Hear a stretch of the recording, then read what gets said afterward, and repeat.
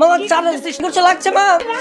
কি করতেছিস তুই? ফেসবুকিং করতেছিলাম, ব্রাউজিং করতেছিস না মেসেজ পাঠাচ্ছিস? মেসেজই করতেছিলাম। আমার সব ফ্রেন্ডের একটা করে গার্লফ্রেন্ড আছে, কিন্তু আমারই কোনো গার্লফ্রেন্ড নেই। আমার ফ্রেন্ড লিস্টে যত মেয়ে আছে সবাইকে মেসেজ দিই। তাই বলে আমার বান্ধবীকে মেসেজ পাঠাবি তুই? আমার বান্ধবী? আরে গাধা, তুই আমার বান্ধবী রিতাকে মেসেজ পাঠাইছিস। লিখছিস হাই বেবি, কেমন আছো তুমি? Are you single? না মানে মা আসলে প্রোফাইল পিকচার ছিল না, কোনো হারে যাকে পেয়েছি মেসেজ দিছি। মান সম্মান আর কিছু রাখবি না না?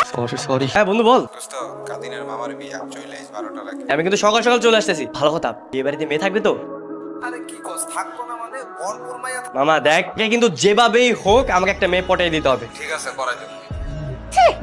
সালামু আলাইকুম দুলা ভাই। আরে রাখো তোমার বিয়ে এসা। এর বাড়িতে গেট কি কখনো ছেলেরা ধরে? তোমাদের এখানে কি মেয়ে মানুষ নাই? ওই আপুরা তাড়াতাড়ি শরবত নিয়ে আসেন।